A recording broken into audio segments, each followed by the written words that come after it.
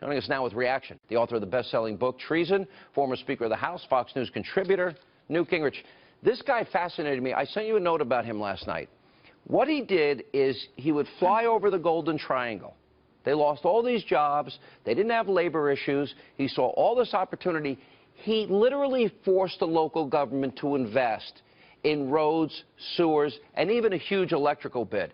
And he was able to bring, for example, a helicopter plant there, a tire plant there, a steel producing plant there. They put a special electric grid in just to entice them to come.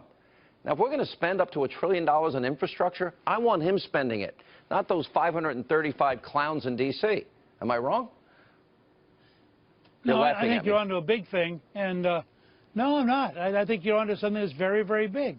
And I happened this afternoon to be talking to Dr. Ben Carson, who sees the same vision for the inner city of public-private partnerships, of breaking out of the bureaucracy, of getting people who are successful job creators to come in and work to actually develop areas where people have jobs, where there are factories, where there's employment, and where there are schools that succeed. So I think the Trump administration is going to be very aggressive about reaching beyond the traditional bureaucracy. And, you know, I have a very simple rule, which is to take the Woolman skating rink model, which is it took Trump $3 million in 2.5 months to do what the city of New York failed to do with $13 million in 6 years. So take that formula. You own $1 trillion in effect under a Donald Trump, you might get that for $350 billion because he's going to spend it so much more aggressively in such a much tough-minded, let's get it done, let's be frugal, let's be practical. This is a guy who builds buildings. He doesn't just give speeches. And I think he's going to lead us to real job creation. You know, I loved his idea from the beginning about allowing multinational corporations that park trillions of dollars overseas, repatriate that money, bring it back to America, 10% flat tax, one-time tax, bring it back. What if he said, I'll make it a 5% tax, but you've got to invest X million dollars in factories, manufacturing centers, job creation in Detroit, Milwaukee, Baltimore, Cleveland, and Philadelphia, and other cities that need it. Good idea?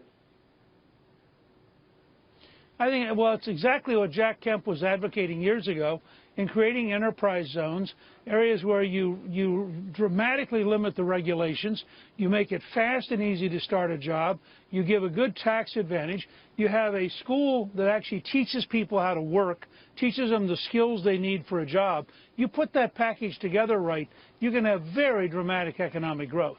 What do you think of the idea of going forward that you call it Trumpism? Let me ask you this. You're about to give a speech to the Heritage Foundation, and I don't want you to give your whole speech away, but you define part of Trumpism. If you see something really stupid, change it. What is Trumpism? What are you defining as Trumpism?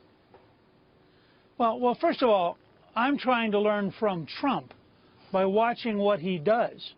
And this goes all the way back to his book, The Art of the Deal, which is where I first got the Woolman skating rink story. It comes from Rudy Giuliani telling me about the Ferry Point Park in Bronx, where Trump got a golf course built in 18 months, where neither Giuliani nor Bloomberg could get it done.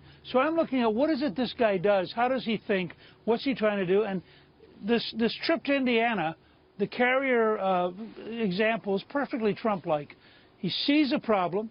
He thinks there's an opportunity. He picks up the phone. He gets the job done. And now he moves on to the next topic. And you're going to see him over and over do that. So, some even conservatives, oh, that's economic fascism. Why? But all 50 governors in the country, I used to have often Governor Perry, Governor Abbott, Governor Scott, Governor Jindal. You know why they kept coming to my New York studio? Because they was trying to entice businesses from New York and New Jersey to invest in their states. And guess what? They did, and it worked. Well, let me say two things about this.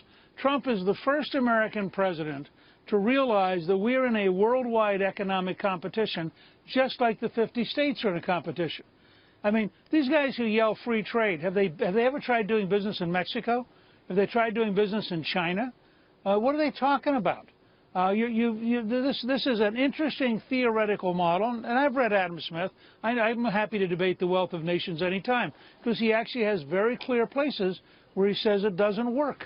And even Smith thought you had to modify it. But I think these guys who are sitting around these academic centers spouting off ideology are as much out of touch with reality as left-wingers who are sitting around similar centers spouting off their version of ideology. Trump is, in the classic American sense, a pragmatist. William James once said that pragmatism was the one unique American contribution to philosophy. And what it means is you look at the facts, and the facts tell you how to act. You don't have some grand theory which tells you what the facts ought to be.